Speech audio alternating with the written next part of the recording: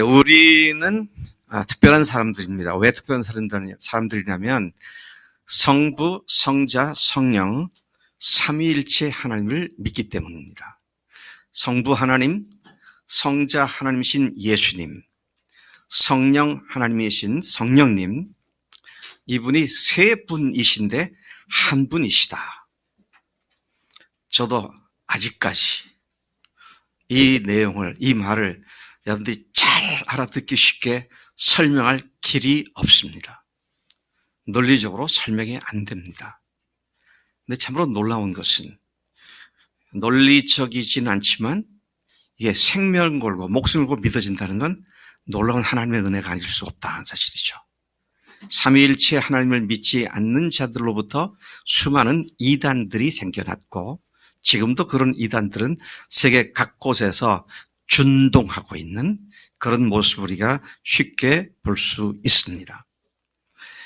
하나님의 삼위일체, 곧 세 분이신데 한 분이시다. 영어로는 three persons in one God. 하나님 한 분 속에 세 인격체이신 하나님. 이건 무슨 말로 설명을 할 수 있겠어요? 근데 그 공동체성을 지니신 하나님께서 세상을 사랑하셨고 성부 하나님께서 그것을 주도하셔서 구약으로부터 역사하셨고 성자 예수님께서 아버지의 뜻을 실행하기 위하여 세상에 오셔서 죽으시고 부활하셨고 그리고 성령 하나님께서 오셔서 아버지의 계획과 예수님의 실행하신 일들이 그분이 누구신지를 알고 믿게 하시는 놀라운 능력으로 우리에게 베풀어 주신 줄로 믿습니다.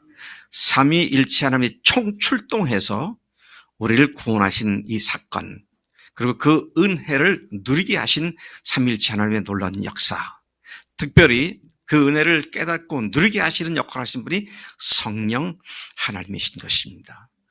여러분들 우리가 잘 아는 대로 우리는 성부 하나님에 대해서도 알고 그리고 그분을 믿고 그분과 관계를 맺고 살아가고 있고요.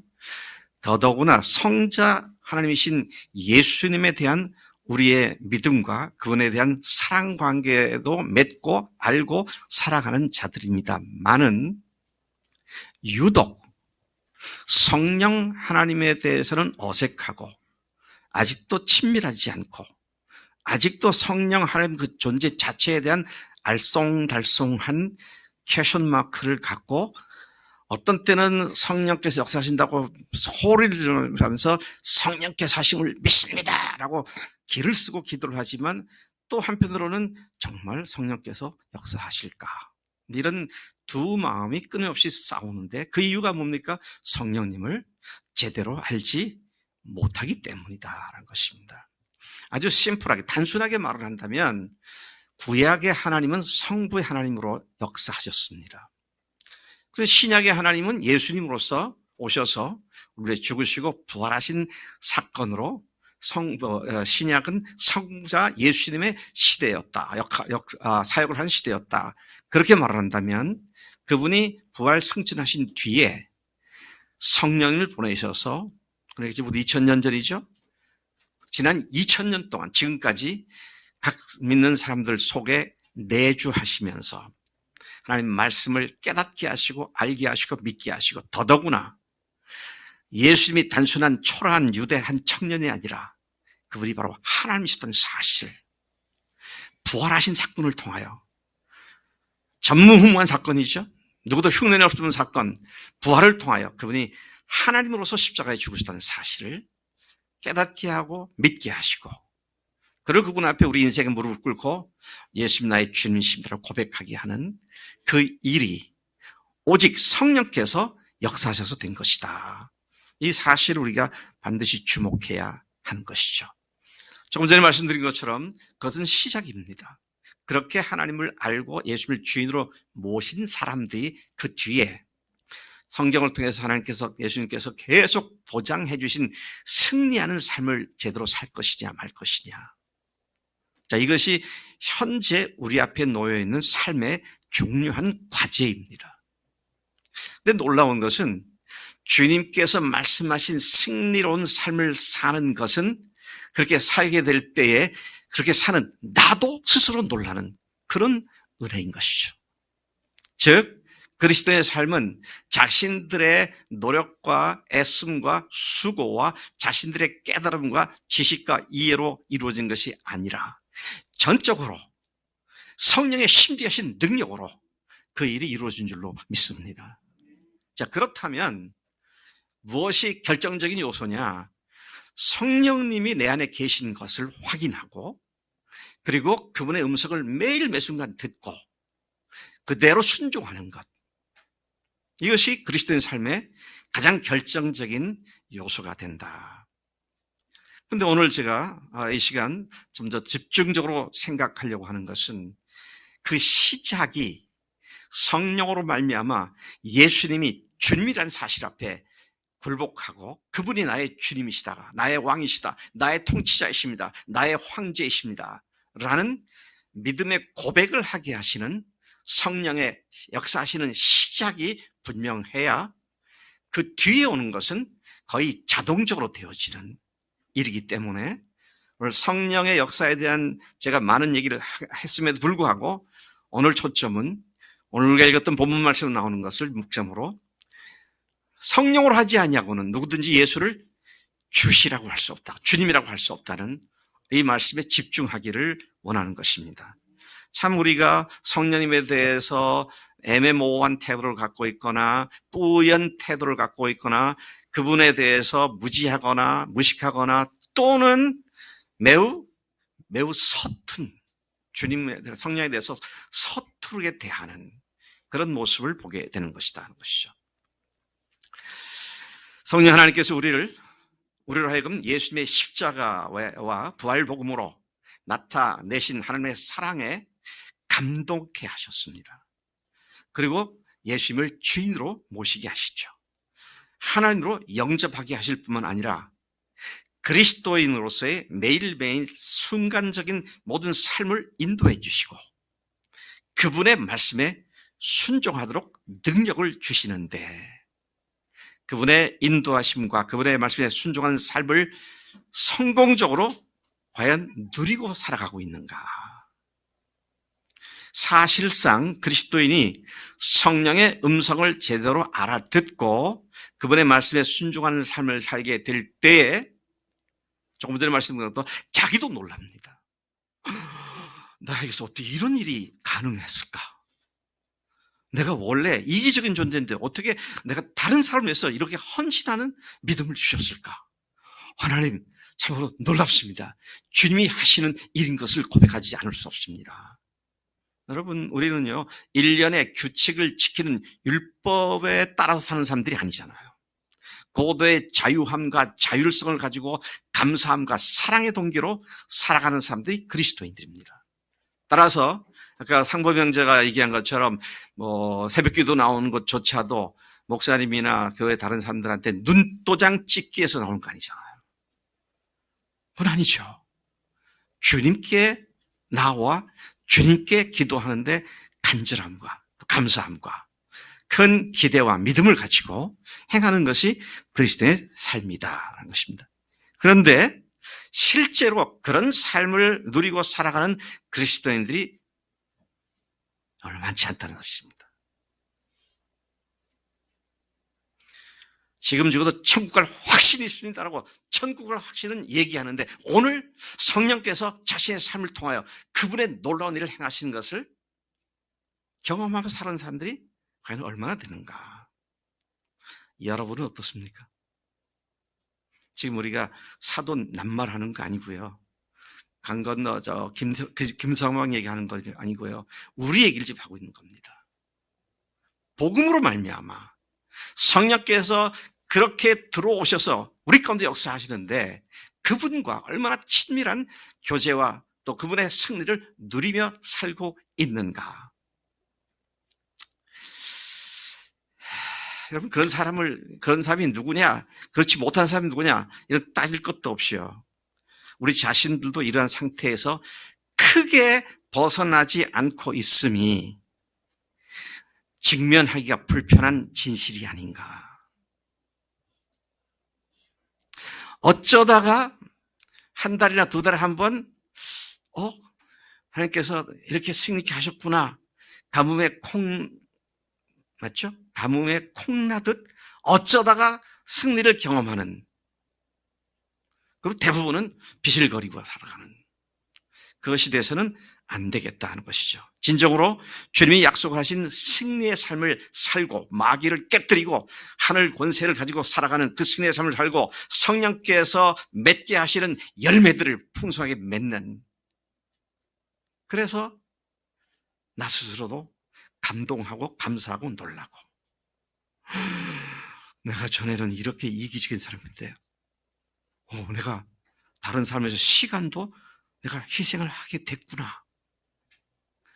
나 한 번 치닥거리가 급했는데 내가 다른 사람들을 위하여 눈물을 뿌리며 기도하는 자가 되었구나. 하나님 참으로 감사합니다. 이게 그리스도의 삶이 아니냐는 것이죠. 자, 주님께서는 부활하신 후에 40일간 당신이 부활하신 몸을 제자들이 보이셨잖아요. 그래서 40일 동안 그들은, 예수님의 제자들과 120명의 문도들은 이미 부활의 증인의 자기들의 신분을 알게 되었습니다. 그리고 내가 가고 나면 성령님을 보내주실 거다. 성령의 충만함을 받게 될 거다. 그리고 예수님 떠나셨죠? 승천하셨습니다. 그 말씀을 믿고 그 예루살렘 교회 120명의 교인들이 모여서 열흘간 기도했죠. 기도를 하면서 가룟 유다가 빠진 자리에 마띠아를 사도로 다시 보충해서 세우기도 하고, 근데 그때 마띠아를 보충해서 세울 때에 무슨 일을 위해서 세웠나요? 부활의 증인이 되게 하자. 부활을 증거하는 사람이 되게 하자.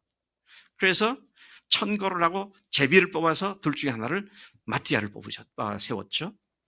그리고 그들이 열흘간 기도를 했습니다. 오순절, 대명절 중에 하나는 오순절 날 성령께서 그들이 모인, 그 교회가 모인, 예루살렘 교회가 모인 예루살렘 마가의 다락방에 성령께서 마치 팡파르를 울려 퍼지듯이 놀라운 급하고 강한 바람 소리와 함께 터가 움직이고, 그리고 불꽃이 각 사람 위에 임하는 성령 강림 사건이 있게 되죠. 그때로부터 부활의 증인들이 폭발적인 능력으로 나가서 너희들이 죽인 예수를 하나님께서 다시 살리셨다. 이 일은 우리의 증인이다. 너희들이 법 없는 자들의 손을 빌어 십자가에 죽인 이 예수를 하나님께서 다시 살리셨다. 그가 하나님께서 그를 그리스도와 주가 되게 하셨는데 이 일은 우리의 증인이다. 회개하라. 하나님께 돌아와라. 그렇게 외치기 시작하잖아요. 누구 앞에서요? 불과 며칠 전에 예수님을 잡아 죽인 그 종교 지도자들이 득실거리는 그 앞에서 너희들이 죽였다. 하나님 다시 살려줬다. 와, 성령께서 역사하기 시작하니까 조금 전에 얼마만 해도 무서워서 벌벌 떨고 예수님을 하룻밤에 3번씩이나 부인하고 저주했던 베드로가 전혀 그들을 아랑곳하지고, 여러분 생각해 보세요. 당시 기득권 계층이었던 종교 지도자들을 향해서 너희들이 죽인 예수, 이게 얼마나 모독적입니까? 그들에게는 말이죠. 근데 조금 더 염려하지 않고 담대하게 외친 것을 보죠. 원래 베드로가 이런 사람이었습니까? 아니었습니다.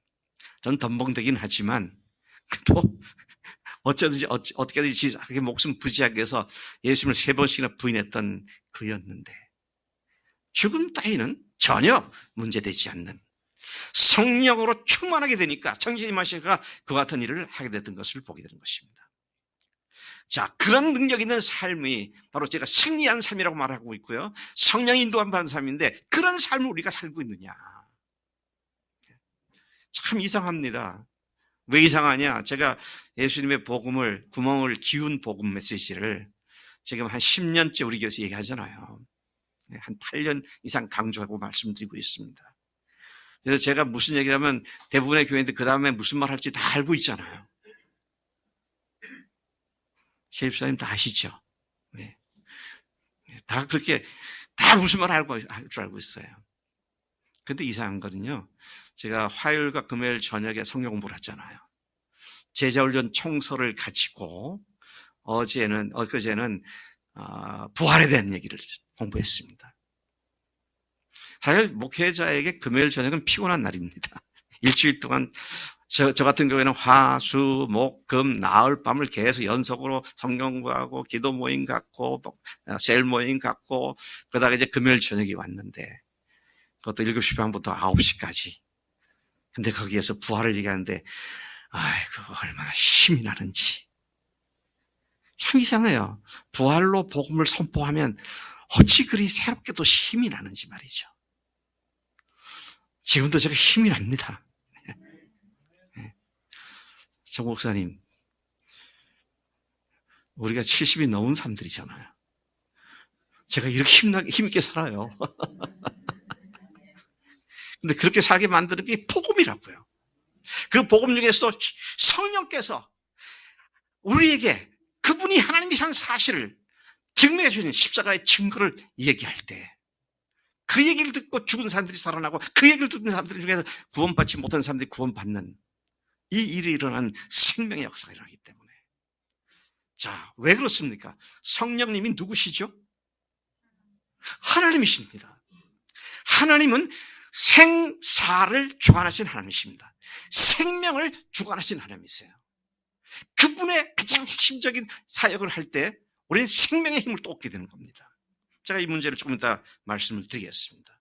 그래서 저는 오늘 성령에 관한 많은 오해가 있고요. 성령의 역사에 대해서 많은 사람들이 혼합되어 있는데 그런 것들에 대한 언급은 조금 하겠지만 그걸 얘기하는 게 아니라 우선 시작부터 분명히 해야 되니까 성령께서 예수님을 주님으로 고백한 그 삶이 무엇이냐 하는 것에 대해서 초점을 맞추되 오늘 12장 3절 말씀을 전후해서 말씀을 드리겠습니다. 첫째로 우리가 다시 한번 생각해보면 성령에 대한 무식과 오해입니다. 우리를 인도하신 성령의 말씀을 알아듣고 그분의 명령에 순종하는 삶은 성령에 대한 바른 이해로부터 시작됩니다. 오늘 본문 말씀에 의하면 바울 당시에서 이 편지를 썼던 바울 당시에 고린도 교인들 역시 성령에 대해서 상당히 무지했던 것을 보게 됩니다. 어떻게 알 수 있느냐? 1절이 그렇게 말하고 있잖아요. 뭐라고 말하고 있습니까? 1절 다시 돌아가 보면 형제들아 신령한 것에 대하여 나는 너희가 알지 못하기를 원하지 아니하노라 그랬습니다. 이 말은 무슨 말입니까? 교인들이 어떻다는 얘기예요? 신령한 걸 모른다는 얘기입니다. 신령한 게 뭡니까? 성령과 성령께서 하시는 일, 이런 것들이죠. 아니, 목사님, 꼭 성령으로 꼬집어서 그 말씀. 아니요, 분명합니다. 왜? 4절부터 12절까지, 우리 3절까지 읽었습니다만, 4절부터 12절까지 보니까 성령의 은사에 대해서 막 혼돈되고 혼합되어가지고, 어떤 은사가 더 큰 은사냐, 나는 방언을 한데 너는 못하냐, 이걸로 막 싸우고 난리가 난 그런 상황 속에 성령께서는, 한 성령께서 자신의 뜻대로 각 사람에게 은사를 주시는 것이지 그것 갖고 믿음의 척도를 얘기하고 다른 사람들의 믿음을 얕보고 우월감을 갖고 그렇게 하게 주신 것이 아니다. 그런 의미에서 성령의 은사에 대한 이야기를 11절까지 계속하죠. 자, 그래서 신령한 것들에 대하여 너희들이 모르기 때문에 이런 혼란이 있는데 너희들이 이걸 모르기를 원치 않는다. 그런 전제를 하면서 이 말씀을 하고 계신 것을 봅니다. 그들이 성령께서 주시는 특별한 영적 은사들을 왜 무엇 때문에 주시는지도 알지 못한 채 믿음이 좋고 나쁜 척도를 성령의 은사, 어떤 은사를 받았느냐를 가지고 서로 시비 걸고 있는 이러한 모습에 바울이 기가 막혀서 너희들이 성령님에 대해서 신령한 것을 제대로 알기를 원한다. 이런 얘기를 하고 있는 것이죠. 그렇기 때문에 사도 바울은 그들에게 너희가 신령한 것, 곧 성령님에 관하여 무지하고 무식한 상태 그대로 있지 않기를 바란다고 말한 것입니다. 오늘날도 성령님은 여전히 무지와 무식과 오해와 곡해가 만연해 있는 모습을 어렵지 않게 볼 수 있습니다.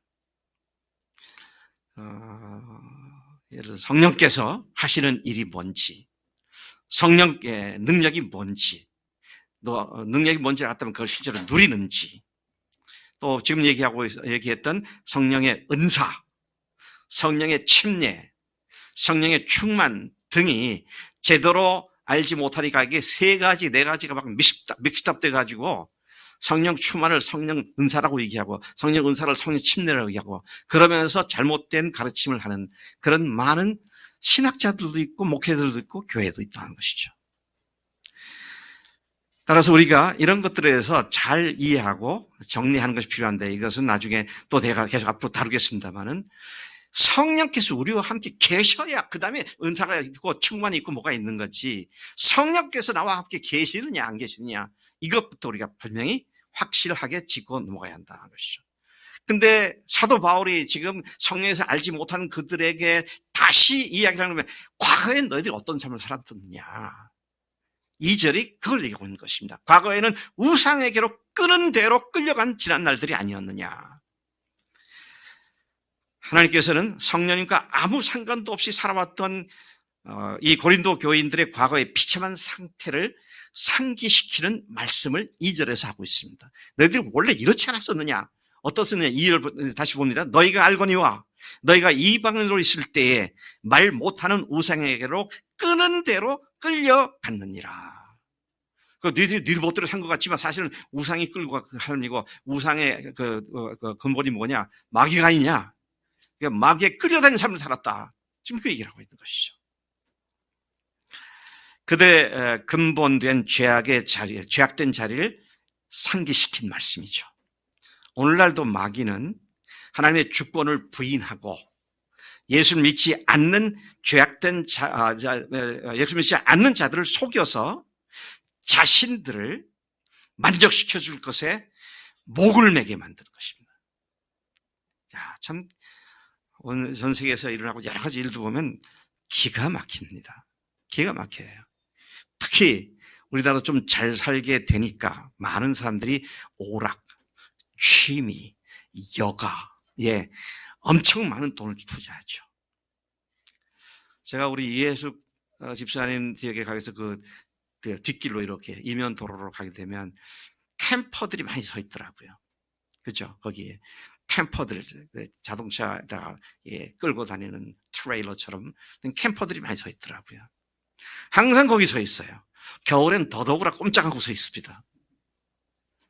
그러니까 아마 그 아파트나 그 위에 어떤 뭐라 그러죠? 거기 있는 사람들 중에 어떤 사람들이 그것을 사놓고 그게 주말이나 여름에 이제 휴가를 가는 데 사용하게 한 것 같아요. 1년에 몇 번 씁니까? 그때 뭐 돈이 많으니까 뭐 몇 번 쓰는 관계없이 쓰고 싶을 때 쓰겠다고 그렇게 하는 거잖아요. 근데 가만히 보니까요, 취미 생활은 아주 짧은 시간의 쾌락이나 즐거움을 위해서 하는 거더라고요. 그래서 제가 생각해 봤어요. 사람들이 취미 생활로 하는 그건 스포츠도 아닌 것 같은데, 하는 것 중에서 아주 가장 짧은 시간 짜릿하게 만드는 취미 생활이 뭘까? 뭐겠습니까? 몇 초의 쾌감을 위해서 먼 외국까지 여행을 해가지고 찾아가고, 혹시나 잘못되면 큰일 나죠. 왜? 목숨을 잃게 될 수도 있는데 목숨 걸고, 제가 가만히 번지 점프가 그거더라고요. 보니까. 여러분, 번지 점프를 하면은요, 몇십 미터 또는 백 몇십 미터 위에서 절벽이나 또는 브릿지, 다리나 또는 타워, 사람들이 만든 타워에 올라가서 뛰어내리잖아요. 그럼 자유낙하를 하죠. 지구 충격에 이끌려서 그 속도로 떨어집니다. 그러다 출렁 해다 다시 또 올라가다 또 출렁 한 두세 번 하고 끝나잖아요. 떨어질 때 아마 쾌감도 아니고 그건 뭐라고 해야 되나? 아찔함, 짜릿함, 말초 신경바로 온 존 전체를 자극시키는 그 재미를 위해서 몇 초 동안 그 먼 나라에 찾아가고 그 많은 돌을 들어가면서. 낚시광들은 어떻습니까? 저도 낚시를 굉장히 좋아했던 사람입니다만은, 그런데 보면 요즘 같은 날, 아직 충분히 날씨가 풀리지 않았는데 얼음 낚시를 하거나 뭐 그러는데 아직 추운 봄 날씨나 쌀쌀한 가을 날씨에도 밤에 낚싯대를 한 14개 걸어놓고, 근데 낚싯대도 하나가 몇백만 원짜리예요. 그리고 꼬박 밤을 새우잖아요. 그래 봤자 잘해야 월척 붕어 한 수나 두 수예요. 근데요, 그걸 갖고 집에 와서 갑오로 삼습니까? 그거 갖고 시장 가서 바로 떼돈을 법니까? 그 월척을 그 고기를 왜 잡지요? 손맛 때문에. 손맛 때문에. 그 뭐 1, 2분, 2, 3분 포덕거리는 거, 그 맛 때문에.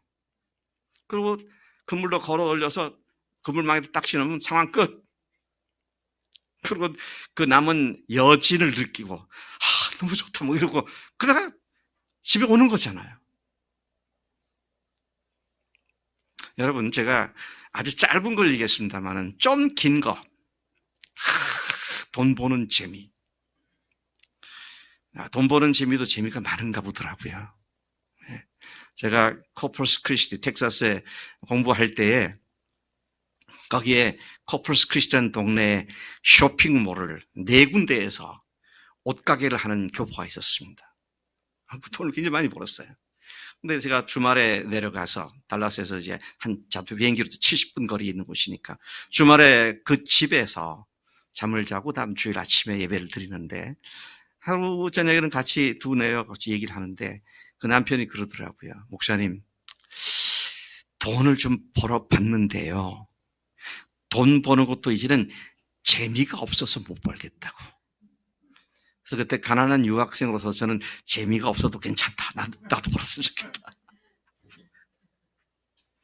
돈 벌어온 사람이 재미가 없다고 그러더라고요. 제가 그렇게 많은 세월을 산 사람은 아닙니다. 나이 많은 척 했다가는 우리 이 목사님 앞에서 감히 무슨 말을 하겠습니까?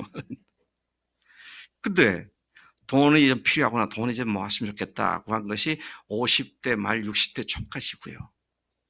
지금은 어떤 생각, 어떻게 이걸 가장 의미있게 다 쓰지? 돈 버는 거 해봐야 30세부터 60세까지 해봐야 30년입니다. 그리고 갈 때는 아무것도 못 갖고 가요. 근데 사람들은 그게 전부인 줄 거기다 다 올인을 하잖아요. 네. 참 우리가 과연 내 삶을 누가 이끌고 있느냐? 그럴 때 오늘 법을 보니까 마귀가 이끌다는 것이죠. 마귀가 이끈 대로 끌려갔다 그랬죠. 그래서 사도 바울이 뭐라 합니까? 너희들이 이제는 공중권세 잡은 자를 따랐다 그랬습니다. 그래서 주님도 마귀, 그런 하나님 믿지 않는 자들 향해서 마귀의 새끼들이라고. 그리고 마귀를 그래서 이 세상 임금이라고. The prince of this world. 이 세상의 왕이라고 말이죠. 근데 그런 상태에서 예수님 보내셨고 우리를 거기서부터 건져내셨고 이제는 하늘나라를 소망을 삼고 영원한 하나님 나라의 영광을 바라보면서 살아가게 하는 이 자리에 옮겨주신 것이 바로 성령 하나님이시다. 그 사실을 우리가 여기서 보게 된다는 말씀인 것이죠.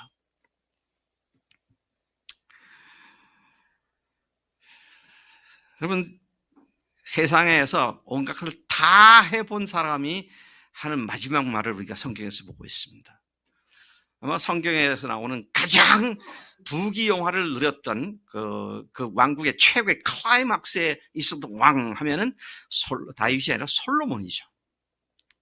와, 솔로몬이 뭐 어마어마한 그런 부귀영화를 누렸잖아요. 심지어 그는요, 산에다가 호수를 파고 각종 물고기를 갖다 거기다 기르고서 그걸 보면서 기뻐하기도 하고, 뭐 안 해본 게 없다고 말씀하셨잖아요. 전도서에 그런 나오잖아요. 근데 그의 결론이 뭡니까?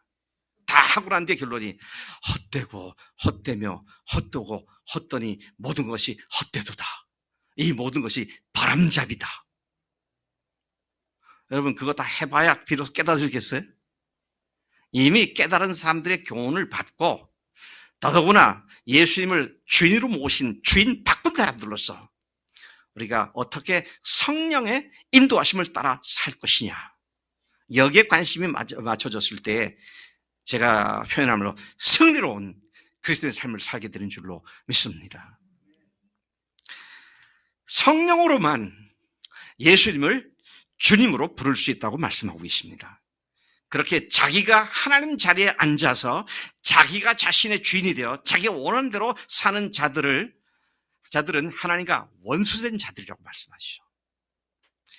그런데 그런 상태에서 다시 하나님께로 돌아와 자신이 주인된 죄를 회개하고 부활하신 예수님을 주인으로 모시고 하나님을 모시고 구원받고 영원한 생명을 얻은 자들은 이제 일시적인 것이 아니라 영원한 것을 쫓아 사는 자들이 되었습니다.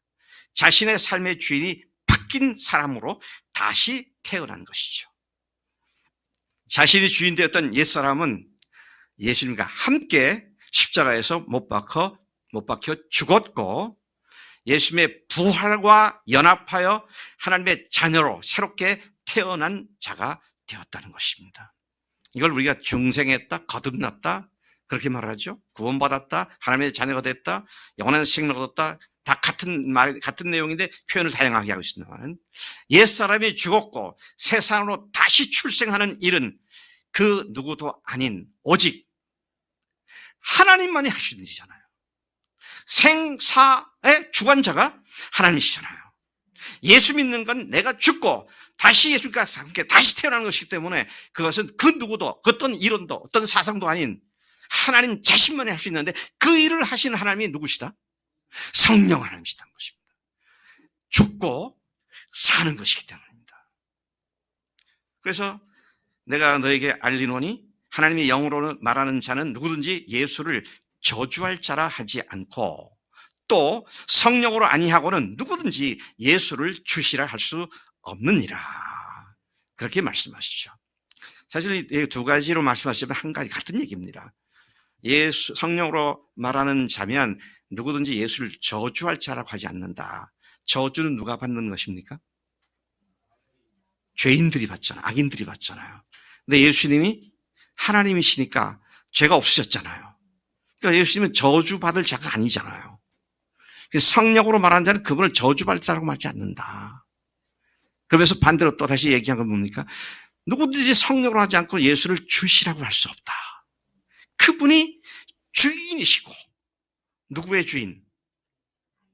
내 삶의 주인이시고.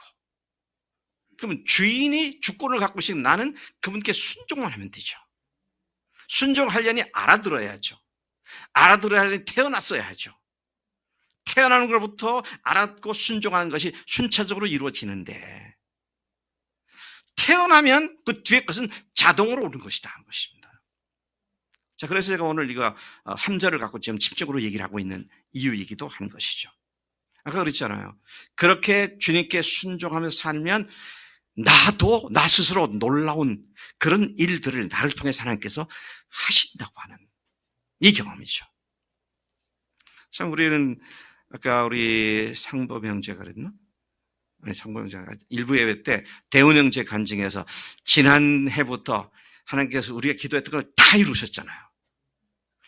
그래서 오늘도 하나님께서 응답해 준 게 기뻐해서 뒤에 현수 떡이 지금 와 있어요.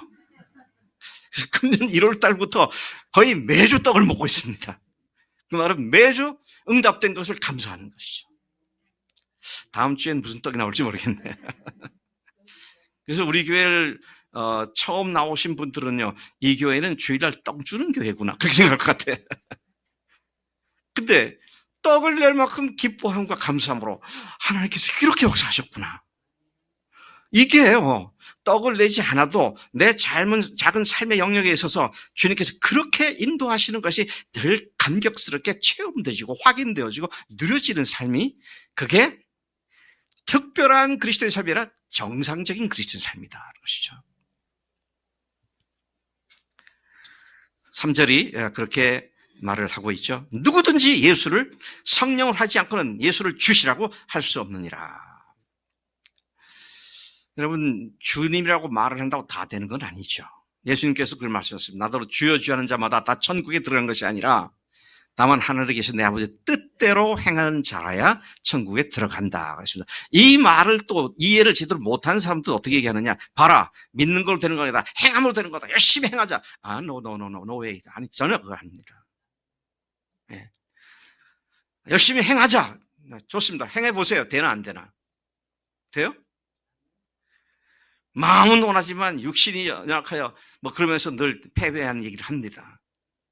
이제 좀 그런 얘기 그만했으면 좋겠어요. 육신이 약해가지고. 알아요. 누가 모르는 얘기 다 알죠. 그런데 성령께서 그 육신의 약함을 극복하게 하시잖아요. 아멘이십니까? 이거 분명히 선포하고 살아야 합니다.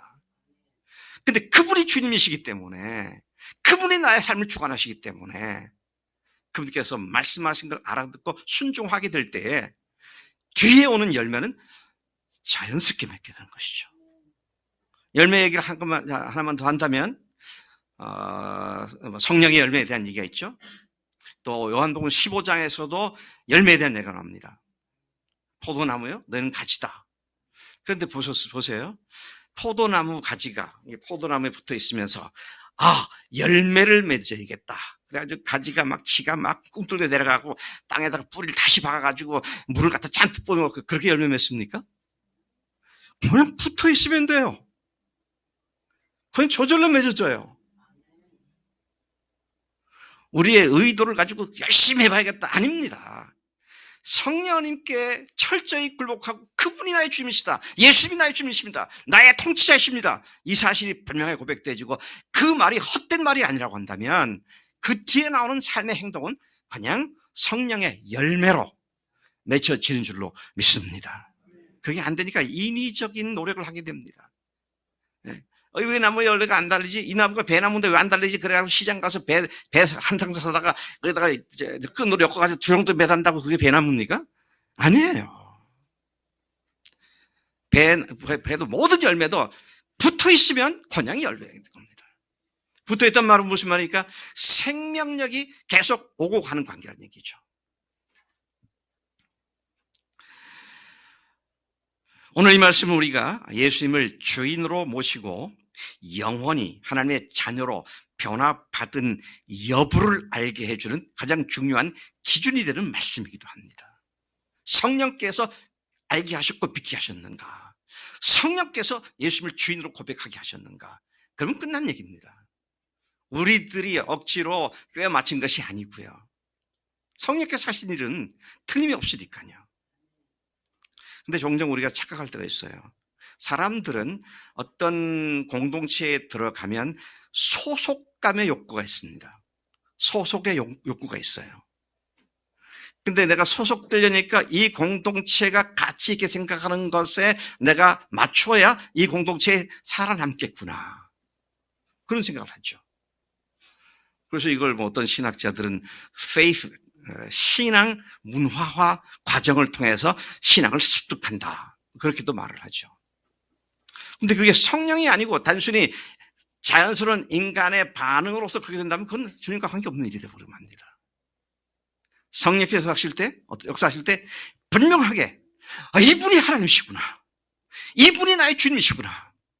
옳습니다. 내 삶의 주관하고 통치하는 권리자가 주님이실 뿐입니다. 그렇게 고백을 하게 되면 그 다음에는 삶이 자연스럽게 변화되기 시작한다.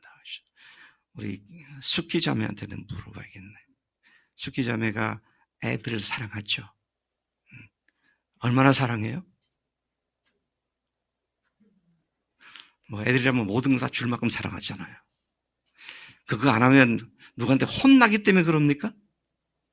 엄마라는 사람은 그래야 한다라는 어떤 규칙이기 때문에 그러는 거예요? 누구도 얘기한 일이 없고 누구도 그런 규칙 가르칠 일 없는데 엄마로서의 모성애가 본능적으로 그렇게 하게 만드는 거잖아요. 그거 아주 고통스러운 일입니까? 아니죠. 아니죠. 인간이 인간을 사랑하는 것조차도 사랑이 있으면 아무것도 아니잖아요. 근데 성령님께서 우리에게 이 사실을 비춰주시고 예수님이 죽으시고 부활하신 하나님으로서 그 하나님의 사랑이 예수의 십자가에서 결정적으로 드러났음을 말씀을 선포하고 그것을 깨닫게 하시고 믿게 하실 때 우리의 삶은 자연스럽게 그리고 영원히 변화되는 그런 삶을 살게 되는 것이죠. 여러분, 제가 지난주가 화요일 날이 22일이죠. 제가 22일이 특별한 날이었습니다. 제가 지나고 보니 더 특별하더라고. 22년 2월 22일. 네, 그날이 제가 결혼한 지 48주년 된 날이었어요. 네. 와, 오래 살았다 싶더라고요. 제가 제 아내를 볼 때 48년을 계속 같이 살았으니까 지루할까요? 지루하지 않을까요?